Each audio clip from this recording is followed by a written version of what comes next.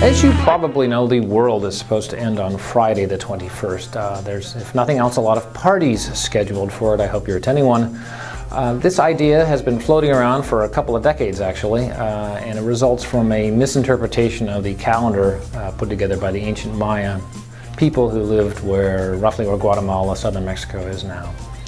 Their calendar, like ours, was built up of smaller units that accumulated into bigger units. We have days that turn into weeks, that accumulate into months, into years and centuries, and the Mayans had, let's see if I mispronounce these, kin that accumulated into Winal, into Tun, into Katun, and finally into Baktun, which was a period of about 394 years.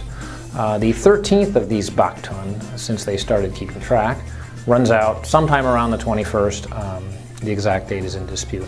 A couple decades ago, some people decided this meant that the Mayans had secret knowledge. The world was going to end at the end of the 13th Baktun, and they've been selling books on that idea ever since. A lot of other goofy, new agey ideas have been associated with this. There's some planet that's supposed to come out of nowhere and hit us, or the magnetic poles are going to reverse, or there's going to be a black hole, or who knows what, unicorns probably. Obviously, none of this is going to happen. I've been writing since at least 2009. I talked to a retired Dartmouth geologist named Victor Malmström, who'd been studying the Mayan calendar. Even back then, he was annoyed at how misinterpreted everybody was with this idea, and it hasn't gotten any better since. The big question with phenomena like this, remember, by the way, the harmonic convergence in 1987? That was a big one that was supposed to, all sorts of magic things were supposed to happen. In fact, pretty much every year, somebody predicts the apocalypse somewhere.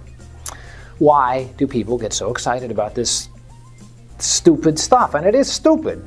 There's really no other way to describe it. It's stupid. Why do they get excited about it? And I think the answer is that they want the idea of mystery. They want something bigger than themselves to be part of.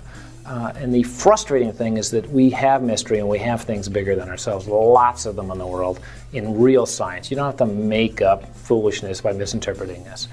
Personally, I was out last week looking at the Geminid meteor shower, which, unlike all the other showers, we don't know where it comes from. The others come from debris in the tail of a comet, but the Geminid, there's no comet, so that one's a mystery if you want that. You can take a look at the stuff that's coming from the Curiosity rover on Mars, very mysterious and much more real. And of course, one of my favorite ones at the moment is the ongoing debate about our relationship to the Neanderthal. Are we part Neanderthal or are we not? There's a big debate about that. So if you want mystery, that's the kind of stuff you should be looking at, not goofballs who are selling you books about the end of the world.